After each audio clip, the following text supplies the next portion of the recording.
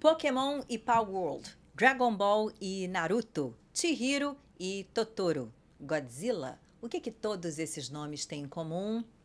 Um sushi, se você acertou. Claro que é o Japão.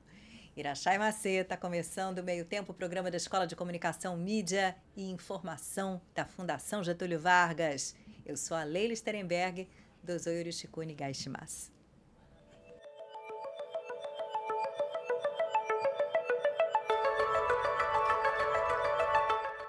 Eu recebo hoje a Cristal Urbano, que é coordenadora adjunta do Grupo de Pesquisa em Mídia e Cultura Asiática Contemporânea da Universidade Federal Fluminense, a UF, e o Armando Pimentel, que é pesquisador do Cubo de Inovação da FGV Comunicação. Bem-vindos! Obrigada pelo convite, é um prazer estar aqui, Leila. Arigatou gozaimasu. Eu Arigatou. Meninos, vamos começar como a gente costuma, quebrando o gelo. Pessoal, Dragon Ball ou Estúdio Ghibli? Cristal primeiro. Dragon Ball, por conta de toda a memória afetiva que eu tenho desse desenho animado japonês, né, que despontou aqui nos anos 90. Inclusive, eu tenho uma tatuagem, né, um plano de ampliar as minhas costas com as esferas do dragão, né? Então, Dragon Ball é a minha escolha hoje. E você, Armando? Eu vou de Dragon Ball porque a minha infância foi Cavaleiros do Zodíaco de Dragon Ball. E o Miyazaki, eu fui conhecer ele já depois de velho, já no ensino médio, com o Viagem de Chihiro. Então, meu voto tá no Akira. Bom, então vamos traduzir.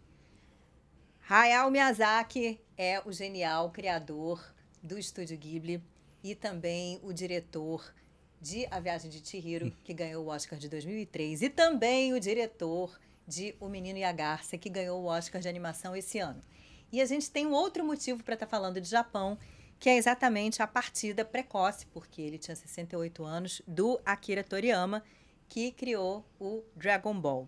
Cristal, esses dois fatos, né, esses dois elementos, esse Oscar e também essa comoção gerada pela morte do Toriyama, fizeram a gente pensar na influência que essa estética japonesa do anime, do mangá e das maluquices do Estúdio Ghibli tem no mundo dos games e aqui no Brasil. Então, você se dedicou a estudar isso. Qual é o borogodó, para usar uma palavra bem brasileira, que essa estética japonesa tem? De fato, a estética japonesa ela está espalhada, né, em vários âmbitos da nossa produção cultural, né? Hoje, acho que o ambiente da internet demonstra muito isso, né? O universo dos games, como você falou, né? Mas aqui no Brasil a gente tem uma história muito íntima, né? Com a cultura pop japonesa por conta, né, da imigração japonesa que ocorreu, né, no nosso território, né, no início do século passado, né? Então, tanto Miyazaki quanto Akira Toriyama e outros mangakás, né, outros artistas, né, visuais, né, do Japão, né, tem uma grande reverberação no Ocidente e especialmente nos países latino-americanos que tiveram essa história íntima da imigração japonesa, né? Então, eu sempre costumo falar, né, que o Brasil ele foi um lugar privilegiado, né, para a circulação, né, dessas produções japonesas, sejam as clássicas produções do Miyazaki, né, dessa animação de arte, né, como uma animação mais voltada para o entretenimento no âmbito televisivo, né, os desenhos animados japoneses em si, né? Então, Akira Toriyama representa uma face, né, dessa estética, que é uma estética que vai passar pela televisão, né? São desenhos animados. Dragon Ball tem um milhão de episódios, né? Se a gente pode dizer assim. Realmente, eu não sei quantos episódios contando com todas as sagas, né, do anime, né, mas são produções que são televisivas, né, e o Miyazaki, né, representa uma outra vertente, né, dessa estética da animação japonesa que dialoga mais com a sétima arte, né, com essa ideia de um cinema de arte, de um cinema de pensamento. E isso tudo vai desaguar aqui no Brasil, né, com um forte circuito de interesse que foi sendo formado, né, por conta dessa presença dos imigrantes japoneses, mas, sobretudo, com essa força, né, que os programas infantis televisivos no início dos anos 90 deram para que esses essas produções fossem tão atraentes e tivessem tanta popularidade aqui. Então, a gente está falando de 2 grandes nomes, né? E quando a gente pensa no espalhamento da estética japonesa pelo mundo, né? E a repercussão nas redes sociais da morte do Akira Toriyama foi impressionante, né, Armando? Sim, foi uma coisa incrível, porque o Akira Toriyama, querendo ou não, ele foi um dos grandes artistas que influenciaram muito a indústria. Os principais animes que a gente tem hoje em dia, tipo One Piece, Bleach e Naruto, eles são, tipo, nasceram do Dragon Ball. Ele inspirou essa galera que foi trabalhar com isso. A indústria ocidental também, muitas pessoas se tornaram animadores por causa disso. A gente vê um movimento muito grande da China, porque Dragon Ball é inspirado numa lenda chinesa. Nos países latinos, ele teve muita presença, porque foi o primeiro anime a fazer muito sucesso do México, América do Sul. No Brasil, a gente teve primeiro o Cavaleiro do Zodíaco na Rede Manchete, depois veio o Dragon Ball no SBT. E muitos países ali pela Europa, não muito Estados Unidos, porque não pegou muito, e outros países assim da Europa. Mas a gente vê muito a febre nos times de futebol, por causa dos jogadores, que tem em média por volta dos 30 anos, os jogadores atualmente na ativa, que eles comemoravam fazendo golpes, as torcidas dos times de futebol, que é voltando. Todo mundo com a mesma média de idade ali que pegou essa fase na infância, que as torcidas levantavam bandeirões com o Super Goku. As torcidas usam muito os Super Saiyajins. A gente vê aqui, até no Rio de Janeiro, a Zona Oeste, quando tem Copa, você vê muito Goku, muito Freeza, muito Vegeta. A própria... Só vai se caindo, que o Vegeta, uma das piadas que a torcida faz dele ser o Vegeta. Aí tanto é que é isso. O Medel, o personagemzinho dele, ele, como tinha uma calvície, é o Vegeta, só que eles também desenham o Vegeta, por causa do nome dele, como o Vegeta também. É uma coisa muito interessante. Isso tudo é personagem? Tudo personagem de Dragon Ball. Ah, desculpa a minha ignorância. E verdade que você se amarra num Jaspion também, né? Sim, com certeza. A gente também tem essa tradição anterior a Dragon Ball, né, de ter muitas produções, de ter produções japonesas circulando na nossa grade televisiva aberta, né?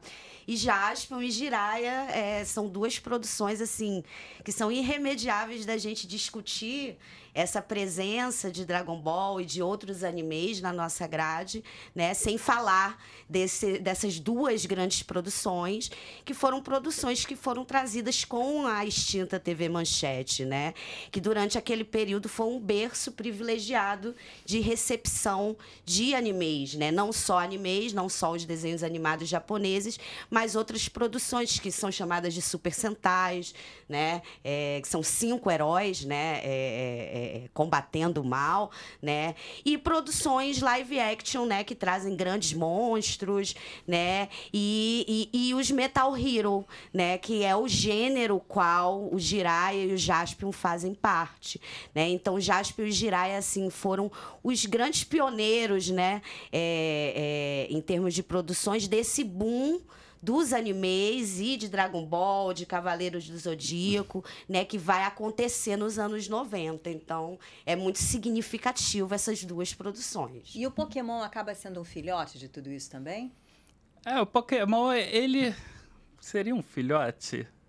Eu acho que ele já corre mais por fora, ele pode ser considerado, acho que um filhote do conceito que Star Wars inseriu, que era você produzir um primeiro produto de mídia e esse produto se desvencilhar e criar várias linhas de produto. Porque Pokémon, muitas pessoas ligam ao desenho ou ao jogo. Só que o Pokémon, na verdade, o dinheiro dele vem de merchandising. Então ele, na verdade, não é um jogo e também não é um desenho. Ele é apenas um produto de merchandising completo. E o que faz mais sucesso é o Pikachu, que, digamos assim, inspirou o personagem do Power World, né? Que é outro jogo que está fazendo sucesso absurdo, mas é um pouquinho mais violento que Pokémon. O Power World, eu acho que ele entra na lógica uma empresa pequena está desenvolvendo algo e ela quer uma publicidade. Então ela pega a ideia visual de um outro produto, que tem uma fanbase absurdamente gigantesca, Pokémon é um dos produtos mais vendidos do mundo, e usa disso para criar publicidade em cima, que as pessoas olham e falam, nossa, copiou Pokémon, sendo que a base do jogo não tem nada a ver com Pokémon. Ele tá mais para um Ark, que é um jogo de sobrevivência, que isso também representa o porquê do Power World fazer um sucesso absurdo, que os jogos de sobrevivência eles fazem muito sucesso, mas são muito poucos jogos que saem. Tipo, a gente teve Ark, DayZ, o próprio Minecraft, que fez um sucesso absurdo antigamente, que desse tipo de jogo é meu favorito. Então, eles se aproveitaram da estética de Pokémon pra surfar na onda. E o próprio estúdio já tinha feito isso antes com o Zelda Breath of the Wild, que eles fizeram um jogo meio visualmente parecido, que não colou, e também com Hollow Knight. Que a fanbase já tá meio carente, que o Hollow Knight tá prometendo sair, a continuação não saiu até hoje, já tem anos. Então eles abraçaram, tipo, que legal, é um joguinho parecido. Então vamos mudar o rumo da prosa um pouquinho e falar do Miyazaki. Você gostou do Menino e a Garça? Nossa, produção sensacional. Acho, já me adiantando aqui, acho que foi um Oscar super merecido. Eu vi Nimona, né? Não vi as outras dois indicados, né? Mas acho que foi super merecido. O Menino e a Garça realmente é uma produção que mostra até que ponto o Miyazaki amadureceu em torno das produções que ele nos presenteia, né? De tempos em tempos, né? E eu acho assim que é uma produção que todo mundo deveria assistir, especialmente aqueles que gostam de cultura pop japonesa, né? E tem essa intenção de adentrar nesse universo miyazakiano, né? Se a gente poderia dizer assim, né? Porque é um universo muito rico que se traduz numa série de temáticas, né, que são colocadas de maneira bastante sensível dentro daquele universo, contexto narrativo, né? E o Menino e a Garça, ele representa uma dessas produções que reúne toda essa construção de mundo miyazakiana, né? Então, recomendo fortemente. E eu sou suspeita, né, para falar do Miyazaki, porque realmente o Miyazaki também ele figura dentro de uma memória afetiva minha, né, relacionada à aproximação, né, que eu tenho com esse universo do Japão, esse universo pop. Eu vi uma semelhança com o Chihiro, porque tem aquela questão da trajetória do herói e tal. Nesse ponto, os dois filmes são parecidos, e aquela opulência visual e um roteiro também, né? Que é muito rico de detalhes, e a história vai se desdobrando como um origami, digamos assim. E surpreendeu, de certa forma, ser o segundo Oscar para ele, quando havia concorrentes fortes. Tinha Nimona, que a Cristal falou, tinha Homem-Aranha através do Aranhaverso, que, aliás, trata de algo que tem a ver com o que vocês estudam lá no Cubo, né? Metaverso, realidade virtual, por aí vai. Muitas pessoas que eu conheço, eles estavam apostando que o Aranhaverso ia vencer a competição, ganhar o Oscar. Eu já fiquei meio que tipo, talvez Nimona pudesse ganhar, porque tem uma história assim de produção interessante. O Homem-Aranha já não achava que seria o favorito por causa de problemas de produção e porque a própria indústria do cinema americana acha que já saturou o tema de super-heróis. Tanto é que eles estão meio que ignorando os filmes de heróis na própria premiação e tal.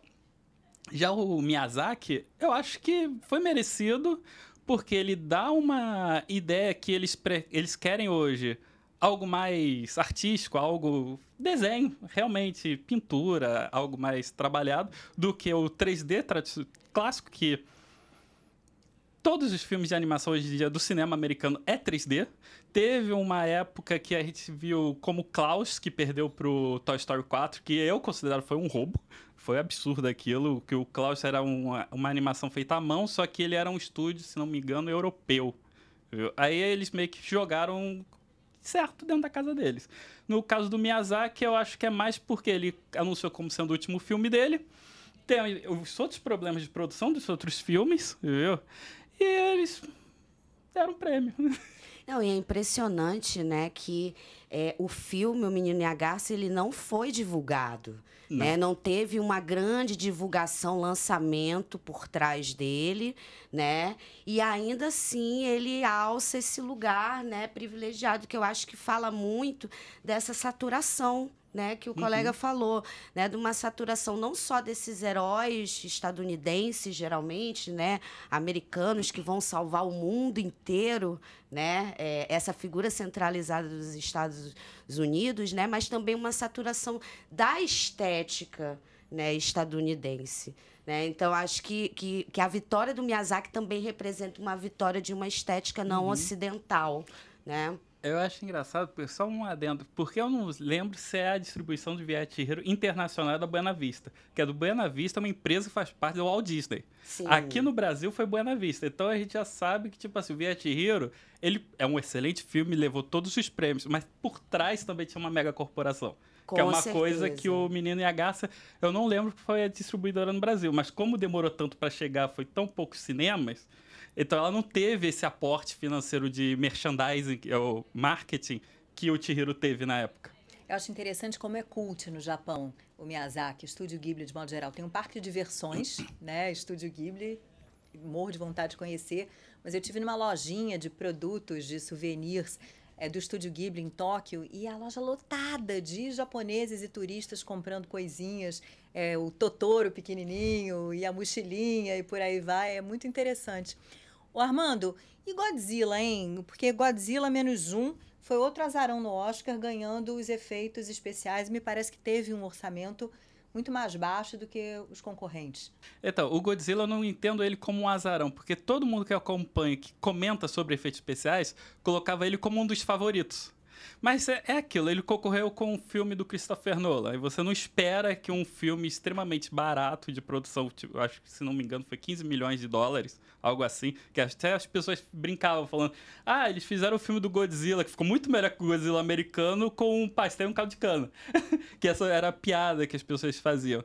Mas, voltando ao que eu tinha falado sobre ser uma mensagem da academia, eles só olharam, tipo, um filme japonês, que não tem uma tradição muito grande, tá? Que tem de efeitos especiais, mas não efeitos especiais que sejam incríveis. São efeitos especiais porque os orçamentos dos filmes de lá são baixos. E eles falaram, tipo assim, gente, vamos olhar esse filme, 15 milhões. Vamos ver, sei lá, o Vingadores, 300 milhões de dólares. O Godzilla, querendo ou não, eu acho que é um dos filmes mais bonitos que eu vi dos últimos anos saindo no cinema. Praticamente todos os filmes da Marvel, nenhum deles chega perto em qualidade estética. Mas eu conheço bem sobre computação gráfica e tal. Eu vendo o filme, eu consegui entender onde eles meio que pegaram o orçamento e investiram mais, que era justamente onde era mais importante. Quando a imagem tá mais escura do filme, você vê que é só um bonecão de borracha. O Godzilla é meio feio, meio capeta. Tanto é que muitas pessoas que falaram isso. Ele talvez perca por causa desse problema. Mas isso em si não é um problema. Ele tinha um orçamento e ele gastou no momento correto. E isso que é o bom dele. Como o diretor ele tem experiência com produção de animes, ele sabe onde gastar. E isso é bom porque vai mostrar, a gente pode acabar vendo agora filmes Estados Unidos com orçamentos mais baixos, talvez eles passem a entender que, tipo, ao invés de você fazer um personagem que é extremamente bem feito o filme inteiro, você aplique esse investimento apenas na hora que realmente é importante. Que é uma coisa que a gente não via, tipo os filmes americanos do Godzilla, que é só o orçamento de 160 milhões, 200 milhões de dólares. Vai sair agora o Godzilla, Kong versus Godzilla, que tá interessante, tá engraçado. Tipo, não é um filme sério, é bem... Você quer ver monstros gigantes se batendo, aí tu vai ver, tá engraçado. É interessante como na atual safra cinematográfica o Japão está em todas, até no filme do Wim Wenders, O Dias Perfeitos, não sei se a Cristal viu, mas é uma ode também ao Japão, a uma certa delicadeza, a uma relação com a natureza, que é uma coisa bem japonesa. Não, eu ainda não vi o filme, mas sei, né, o que a história trata, já me falaram bastante, tenho que assistir realmente, mas fiquei muito feliz do filme ser indicado, né, e ter essa presença. Eu acho que, na verdade, né, a grande indústria, né, demorou muito tempo para voltar o olhar para outros polos de produção audiovisual, né, no qual o Japão se insere. Né? E não só o Japão, a Coreia do Sul, né, tem uma sólida indústria de cinema, né, que só foi reconhecida agora há pouco tempo por conta, né, dessas últimas premiações televisivas, né, com Round Six, né, o próprio Parasita, né? Então são indústrias assim muito ricas que nos mostram modos de fazer, né, que são totalmente diverso do modo ocidental de fazer cinema. Eu acho que a gente tem muito a aprender, né? A indústria hollywoodiana tem muito a aprender com os modos de fazer cinema do Japão, da Coreia e de outros lugares ali daquela região. Pessoal, agora é aquele ponto da nossa conversa em que a gente bota no papo a inteligência artificial. A minha pergunta para o ChatGPT foi: em que medida a inteligência artificial generativa é hoje usada em mangás, animes e games japoneses? A resposta: a inteligência artificial generativa está ganhando destaque na criação de mangás, animes e games japoneses. Ela é usada para gerar arte, designs de personagens e cenários, agilizando o processo criativo. Além disso, algumas empresas estão experimentando o uso de IA para escrever roteiros e até mesmo criar música e efeitos sonoros. Embora ainda não seja onipresente, o potencial da inteligência artificial generativa para revolucionar a indústria de entretenimento japonesa é cada vez mais evidente. O que vocês acharam dessa resposta? Acho que não diz muita coisa, né? Bom, em Miyazaki não tem inteligência Miyazaki artificial. não tem inteligência E Miyazaki artificial. não se aplica, exato. Não se aplica. Com ele é tudo pincel. Agora, no Godzilla teve tecnologia pra caramba, como você disse. Teve bastante. Eu não duvido nada que eles tenham usado algum processo de IA para textura, para acelerar processo. Cristal, vamos falar dessa moda do city pop, né? Música japonesa dos anos 70 e 80 bombando em festinha, geração Z se vestindo como os artistas da época. Que onda é essa? Então, eu acho que o city pop, ele também ele é um introdutor daquilo que a gente conhece como música pop japonesa hoje, o J-pop, né? Que são grupos, né, femininos, masculinos, artistas também solos, né, que produzem uma música pop, né, cantada em japonês e que também tem muita reverberação no Ocidente. Então, não são só os animes, os mangás, mas a gente também tem uma sonoridade japonesa que já circula há muito tempo no Ocidente, né, a partir dos próprios animes, né? Os animes trazem músicas e boa parte são desse gênero do J-pop. E não existiria J-pop sem o city pop, né? Então, eu acho muito bacana que uma nova geração, uma geração que nem passou por esse processo, né, que a gente passou de assistir, né, animes na TV aberta, né, que já tem essa facilidade das plataformas digitais, né, de uma Netflix, de uma Amazon Prime, para ter acesso a essas produções, né, estarem interessadas por um gênero, né, que remonta aos anos 70, né, e que no Japão, e que alçou o Japão no próprio mercado ocidental, né, cantoras do gênero participaram, né, de apresentações nos Estados Unidos, né, em programas televisivos da época, né, estadunidenses, né, porque os americanos ficaram muito interessados por esse som que estava sendo produzido ali no Japão. Então, é muito interessante a gente perceber, né, como há esses retornos, né, que traduzem uma certa nostalgia de uma época que foi vivida num outro espaço, né, em uma outra região. Então, é muito bacana saber, né, ver esse movimento, assistir esse movimento, né, que também se entrelaça com todo um circuito de festas noturnas que há, especialmente em São Paulo, né, que é dedicado não só ao J-pop, né, e ao city pop, mas ao K-pop também, à música pop sul-coreana. Então, são tendências que se misturam, né, e traduzem assim, né, como o Brasil é esse lugar realmente privilegiado, né, de encontro de culturas, sonoridades, imagens, né, de outros lugares. K-pop ou J-pop? O que pinta mais no teu tocador de música? O que o algoritmo te recomenda? O meu algoritmo, ultimamente, é só G-I do Twice, que é o grupo de K-pop. Twice, adoro. Mas também entra muito aquela Stay With Me, que é o City Pop. City Pop total. E você é fã de K-pop, que eu sei. Eu sou, mas começo com o J-pop, especialmente o J-rock, né? Que é uma vertente lá, que também traz moda, né? O visual faz parte dessa vertente, né? Que também é a vertente da cultura pop japonesa, né? O J-rock também se insere aí. Mas confesso que nos últimos anos venho escutando muito K-pop, né? BTS, tem grupos novos, né, que eu gosto muito, New Jeans, né, que é um grupo bastante recente, né, dessa onda, mas também sou de uma geração antiga de K-pop, né, lá dos anos de 2010, 2011, que cresceu assim, que passou um tempo com Big Bang, M-Black e outros grupos assim que são hoje considerados grupos clássicos. É impressionante que como a cultura pop ela é muito ligeira, né? Assim, Grupos de 5 anos atrás já estão sendo considerados como grupos clássicos. É, né? grupo de velho. Tradicionais grupos de velhos. Pô, no outro dia eu falei ali que eu escutava Mamamoo, a menina olhou, nossa, coisa de velho. Você é antigo no Tem K-pop. 5 anos esse negócio. É Girl Generation. Exatamente. Effects, né? Exato. Eu vou perguntar se vocês curtem um dorama, para já deixar um convite aqui para os dois, para futuramente a gente fazer um episódio sobre a cultura coreana. Ó. Curte um dorama? Depende do dorama. Eu não sou muito... Não elabora muito não, que vai ficar pro próximo episódio. Então tá bom. Eu só ia falar que o que eu mais gostei foi aquele Kingdom do Netflix de zumbi. Eu achei aquilo incrível. Aquele é o meu favorito. Ó o spoiler. E aí? Eu sou uma apaixonada por doramas. Eu dou aula sobre as produções, né, seriadas, né, da Coreia e do Japão. Né? Então, assim, tenho vários preferidos e favoritos. Minha Netflix, ela tá lotada. O algoritmo só me recomenda esse tipo de produção. Então, assim, vai ser um prazer imenso voltar aqui para falar sobre o assunto. Então, eu vou falar, tô colando aqui do meu caderninho de japonês, porque eu estudei 5 meses de japonês, esqueci quase tudo, gente. Mas matar a tode, até depois.